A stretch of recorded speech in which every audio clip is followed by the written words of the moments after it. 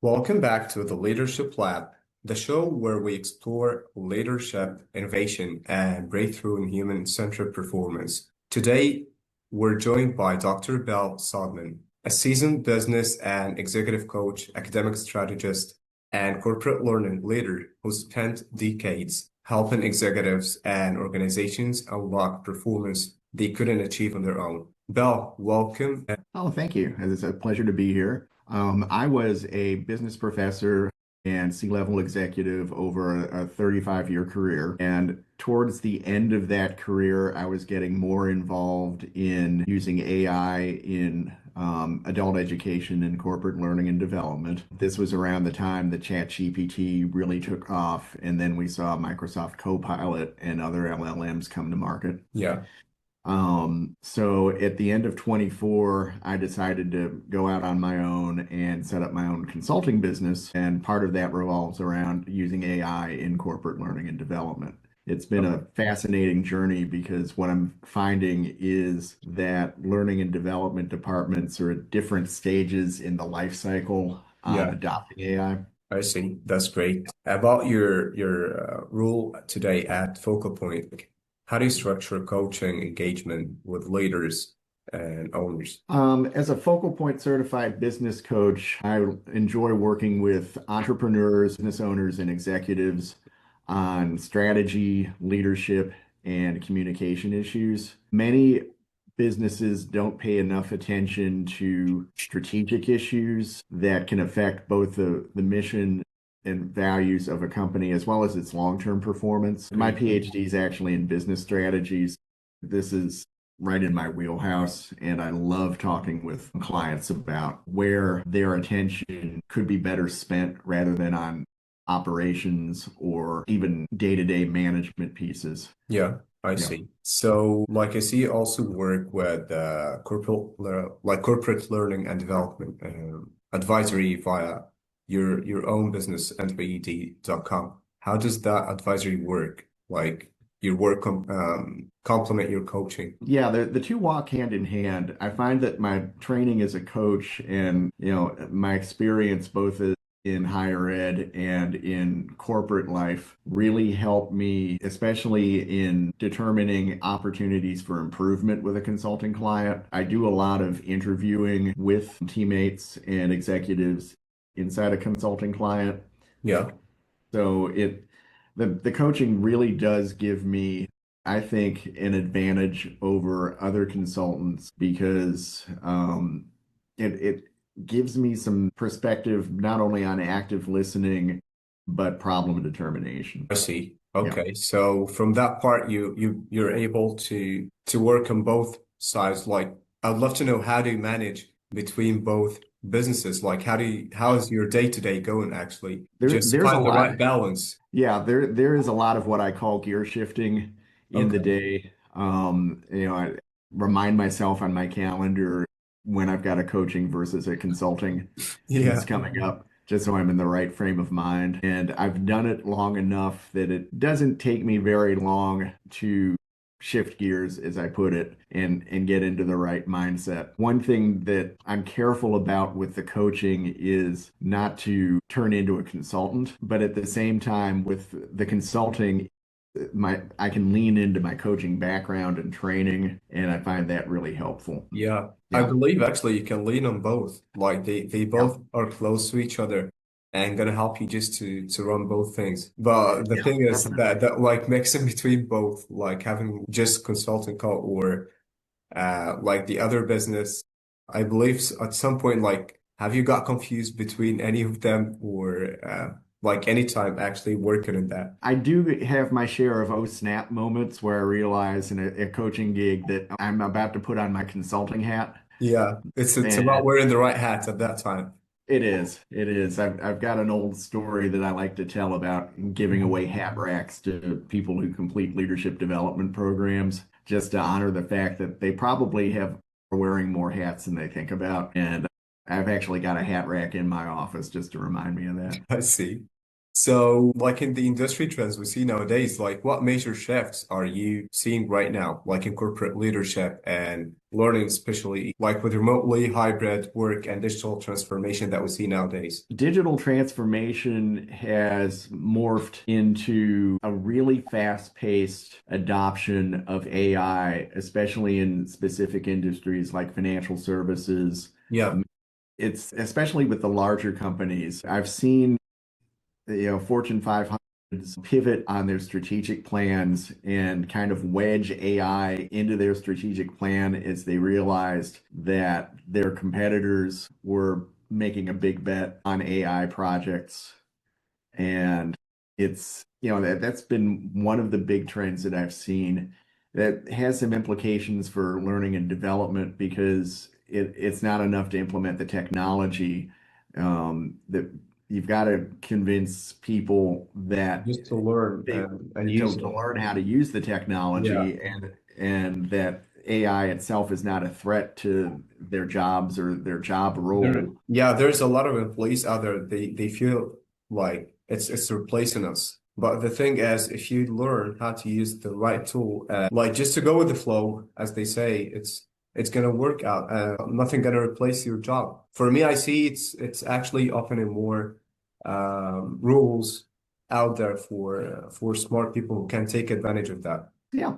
Yeah, and the upskilling opportunities are tremendous. That's what I counsel organizations to focus on is the upskilling is a big part of organizational change. There has to be that commitment that frankly I don't see in some companies that have bragged about using AI to replace hundreds or thousands of employees that they then lay off. I'd much rather see companies do what IKEA did, which was after IKEA rolled out AI in their telephone customer service department, they offered upskilling training to those call agents so Mhm. that they could take on more responsibilities. Great. Yeah. So, what do you think? Like, what are leaders misapplying AI nowadays? Like, making it more complex than it needs to be, or missing ROI? I think senior leaders often overestimate what can be done with AI. And it reminds me of the dot-com days in the late 90s and the early 2000s. There were several companies, including startups, that made big bets on leveraging web technologies to capture a large part of the market. And I always contrast some of those failed companies with Amazon, which used an incremental approach. Amazon started by defining their product space as something that ships easily, like the size of a book. And they gradually upgraded their shipping methods, their Yeah, order taking, and their networks so that they could start shipping larger packages. And of course, we know what Amazon has turned into. But with AI, I think the same sort of incremental approach is necessary. It's just the time pressure for implementation and showing positive ROI has really ratcheted it up. Executives and boards and investors want to see a positive return very quickly on AI related activities. that's right. So, let's say, where do you feel friction in your own work, like activities that take time but don't directly create value for your clients? Good question. If there is friction in my own work, it's automating workflows. That's something I'm working on with my virtual assistant right now. And as a solopreneur, it's essential that I spend my time efficiently with administrative tasks as well as doing prospecting and lead gen. That's really what my VA and I are focusing on with workflow automation right now. But it's a big lift in terms of the time that's required. Yeah. And It takes a lot of it's, time just to manage yeah, the whole administrative task, like to take 15, 20 hours a week just to get this thing done. right. Yeah, it's definitely an investment in time. And, fortunately, we're happy with the platforms that we've chosen. She's done this type of work before. It's good to have somebody who's got experience with workflow automation on my side. Right. That's totally right. Yeah. I believe this is the right way actually. If they have the right experience, or if she had the right experience, how to use those tools, that's going to help actually save a lot of time and also to be more efficient at the end. Yeah, and it's not only the efficiency piece in getting things done in a timely manner, it's the effectiveness piece, which is doing the right things. Yes. And that's always something I counsel my L&D clients with, just thinking about what's going to be the high value pieces in automating workflows, especially not only for the department, but for learners, no matter whether they're internal to the organization or their customers or suppliers and they're external. There's got to be an answer to the usual question of what's in it for me with AI. Yeah, that's right. Yeah. So let's say if you could remove one, like just one concentrate, something that would free up 10 hours a week, what would it be? In my own work or just in Yeah, general? in your own word. Oh boy. I can tell you one thing that I wouldn't necessarily automate, and that's social media. Okay. Because, and this points out one of the big issues that novice users have with generative AI is that AI is great for understanding patterns and diving deep into generating content, but AI doesn't understand context. Yes. You still definitely need the human So, you need the human in the loop on social media. right. So that's where I would want to spend 10 hours a week on AI, is not only workflow automation, but sales prospect analysis is a good one. Mhm. I don't think that I would be successful in my current line of business if I tried it 8 years ago, before we had, these AI tools in place. Normally, my comparison point would be 5 years ago, but we were in the middle of the pandemic in 2021, Yeah.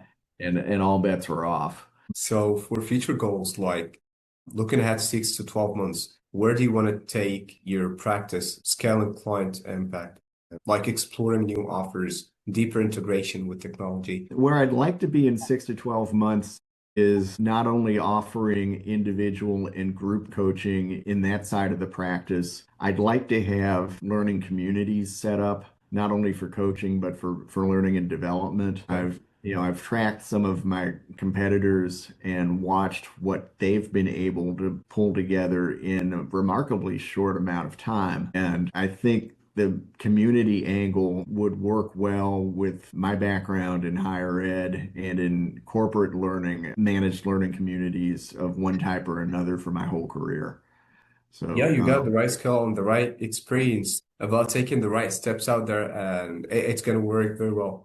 So, what do you think about the leaders you want to help next? Like, what capabilities are top of mind, like, especially with AI learning design becoming more central? that's a really good question. What I counsel leaders to do and what I hope to help them do over the next 6 to 12 months is come to grips with this tension that we've got in the workplace between what we saw after the pandemic. Learners wanted more on-demand or online learning. They didn't necessarily want to be engaged in a face-to-face space. And it really depends on the culture and values of the organization.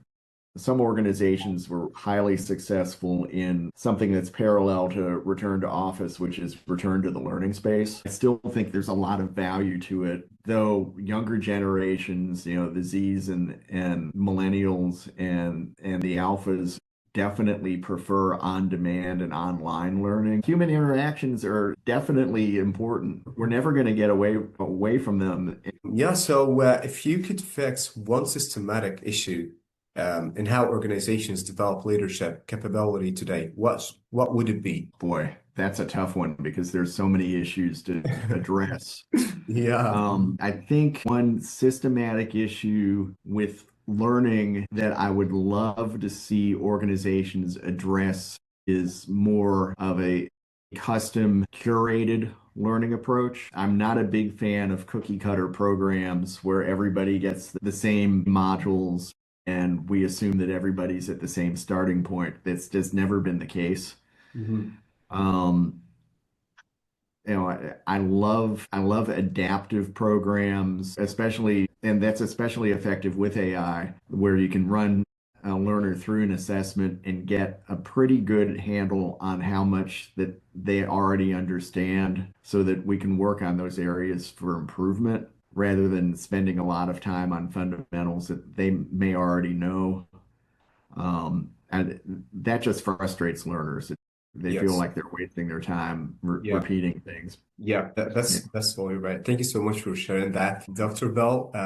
It has been incredibly insightful. Thank you for joining today and sharing your experience and learning strategy execution. And for our audience out there, thank you for listening and see you in the next episode. Thank you, Dr. Bell. Thank you.